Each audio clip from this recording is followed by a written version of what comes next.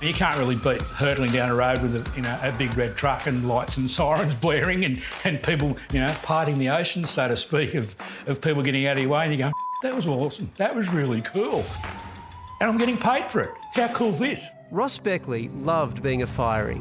He battled blazes in New South Wales for more than 20 years and he was pretty good at it. Very rewarding, helping the community, all that sort of stuff, but also personally rewarding for doing stuff that you normally wouldn't have done. But along with the pride came the heartbreak. Some of the worst jobs are seeing the, death and mayhem that people, and things that can happen to people, that you look at it, you go, that's just shit. You got dealt a shit hand. Tragedies that would ultimately haunt Ross for years. Things got to me really badly later in my career. Holy mama. And I still get nightmares to this very day, and I'll probably always will. Ross found refuge in photography, capturing bands and solo artists at work and backstage. I did really well at it. I got a lot of kudos and awards and album covers and posters that I can look back on and go, that was really cool. But Ross hasn't looked through the viewfinder of any of his cameras for 8 years. Problems I was getting was flashbacks through the viewfinder, not just every now and then. It became every time I picked up my camera. It's like I couldn't take any more. It's like, there's no, I'm done. It's like, this is crazy. Spend any time with Ross and he charms you with his humour and hospitality. That's what attracted Ronnie, his partner of 15 years. He's got a brilliant sense of humour that I could relate to, both rescuers in different ways, him being the fiery, me being the social worker. But even before he was diagnosed with PTSD, Ronnie could see his mental health was going downhill.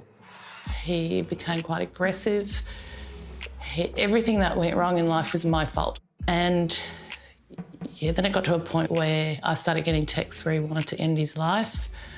That's where I started to panic. One night, 10 years ago, he just kept on driving. I've always found driving a good thing to do to sort of clear the head. Next minute, I'm at Moree. OK, I might go to Lightning Ridge. And I've been driving for in excess of 16 hours. It was, this is never going to get any better. The shit's stuck.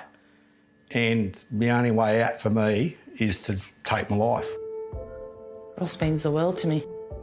I'm going to get teary already. No, only because of that topic. Yeah, Ross means the world to me. It also got to a point where I didn't know how to give him hope anymore. I'd tried everything. I'd thought about the pros and the cons. So if I wasn't in the world, how would my son cope it, sorry, hang on a moment. It was a tough gig, but I knew he would be okay. Looking back at it now going, he probably wouldn't be. But at the time, again, it's a pretty hard, it's a pretty hard one, that question. The one thing that stopped Ross in his tracks was a phone call from a good mate. And he's come out and going, oh, but you're one of my good mates, and what am I going to do if you're not here? Prick. Like, no, you can't say that, because now I can't do what I was going to do. He's a tow truck driver. He's a guy that goes, oh, I've seen shit like Roscoe, and he's obviously having a shit time. That's not right. And he goes, there's bore baths there. I go, what? He goes, yeah, you can go for a free, the bore baths are free. Go and have a soak for a couple of hours too. I go, yeah, stuff it, I'm going to have a bore bath. And it's there that he met a couple of unlikely Good Samaritans. Now I'm having a soak with your head in this bore springs with Nev and Cheryl coming over in their caravan in their 70s going, well, the bore baths are great for us because it clears my sciatica and my arthritis. So the whole mind processes and what was going through my head, gone. The conversation was enough to shake Ross out of his suicidal mindset, effectively saving his life. Keep in mind there's always somewhere to listen. I mean, everyone's got these for a reason. And tell people. That's the biggest thing. If I'd gone back in those days and said, you know what, I'm really, really struggling with this, and that's personal friends or people that I work with, most of them would say, oh, shit, what have I got to do? Ruben, 24, knows how important one conversation can be. It must be really tough. Has that been going on for a while? He's a volunteer at Lifeline and lost his father to suicide when he was 14. He was always up for a laugh, and I remember, you know, when we used to travel up the coast for holidays, and him teaching me how to surf. And yeah, still to this day, it's quite hard to sort of fathom, you know, why did he do it, what caused him to do it, and having to grapple with those questions over and over and over.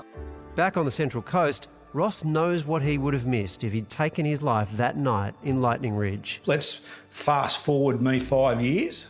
I've now got a granddaughter, spot on, who's the best granddaughter in the world. I wouldn't have thought that my son was going to become a police officer. I wouldn't have thought that the eldest stepdaughter would be living in Mumbai in India. Like, how cool's this? Reverse me back to Lightning Ridge? I wouldn't have thought that in the world. Things change, things do get better. Today, Ross and Ronnie host workshops telling their story in the hope it encourages other first responders to seek support when they need it. I'm now passionate about presenting and teaching people how to deal with the incidents and the stresses that they go to, and not to suffer like I've suffered. I don't have a degree. I haven't been to university. I just know that shit sticks, and don't do what I did. Face the reality, you're going through a bit of a tough time, but then you can get through the other end.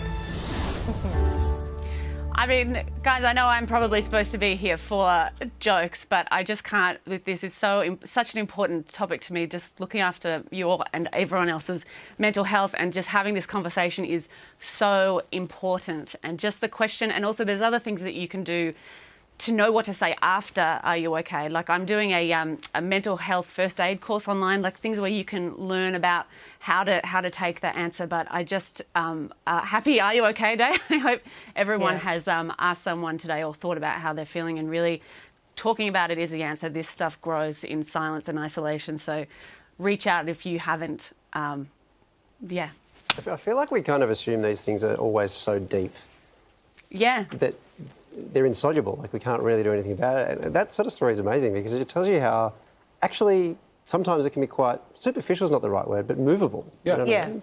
Yeah, and the change can come from the strangest place. It can come from a ball bath when with two strangers. Yeah. I mean, that's not... To be fair, that changes most lives, I reckon. A ball bath would change a lot of lives. They're pretty good. Yeah. Well, if you find yourself needing support, please call Lifeline. 13 11 14 is the number. You can also visit lifeline.org.au for lots of helpful resources and to chat online as well.